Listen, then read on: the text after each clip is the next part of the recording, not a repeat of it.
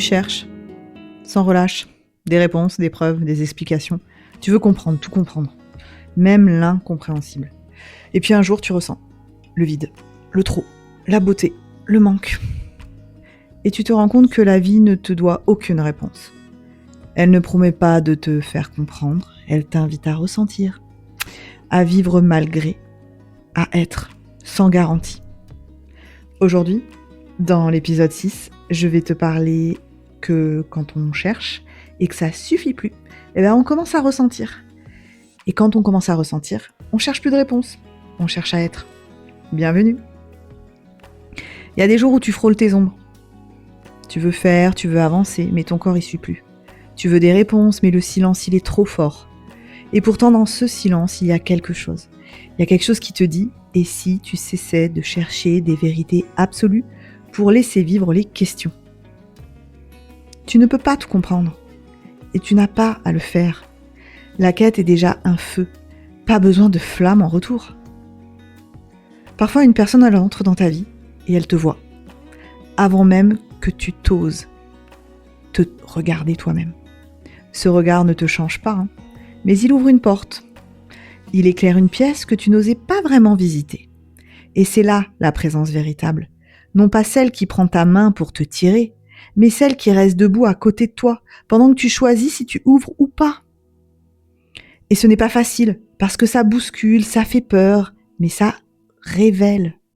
J'ai vécu ça, moi, il y a 7 ans.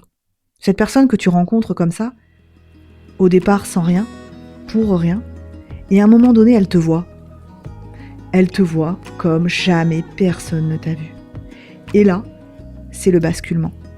Et à l'époque, j'aurais pu faire effectivement le choix de fermer cette porte. Et cette porte, en fait, je l'ai ouverte.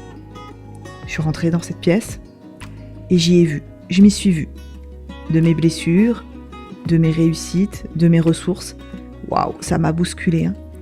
Ça s'est pas réglé en 2 minutes. Mais aujourd'hui, c'est quelque chose que j'ai vécu comme étant dur et dont je suis extrêmement fière. Parce que la personne que je suis aujourd'hui continue de se construire avec les expériences que j'ai vécues. Et ça, c'est le cadeau.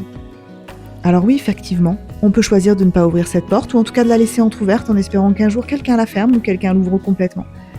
Quel temps. Quelle fatigue, quel dommage. C'est comme ça. Alors tu es fatigué parfois, d'attendre, de chercher, d'aimer sans retour.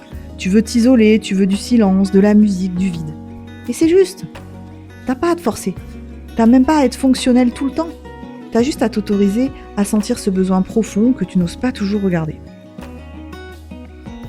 T'as pas besoin de toutes les réponses pour avancer. Tu peux t'autoriser à ressentir sans comprendre. La présence de l'autre, elle ne t'effacera jamais. Elle te révèle. Tu es en chemin, même dans le silence. Ton corps te parle, tu peux l'écouter. Tu peux même faire de ces phrases des phrases révélatrices si tu veux. Par contre, dis-toi une chose, c'est que ce jour-là, quand tu rencontres cette personne qui te voit, et que tu le sais au fond de toi, il n'y a pas de retour en arrière possible.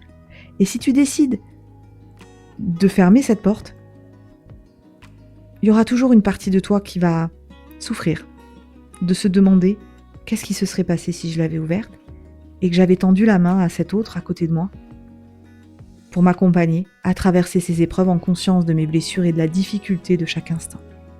Abnégation. Ce soir, je t'invite à choisir une chanson, une seule, celle qui te bouleverse sans raison. Tu l'écoutes, tu t'allonges, tu fais rien d'autre.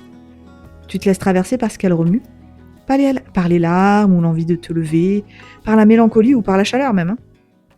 Et dis-toi simplement, je n'ai pas besoin de comprendre ce que je ressens. Je dois juste l'honorer. À très bientôt.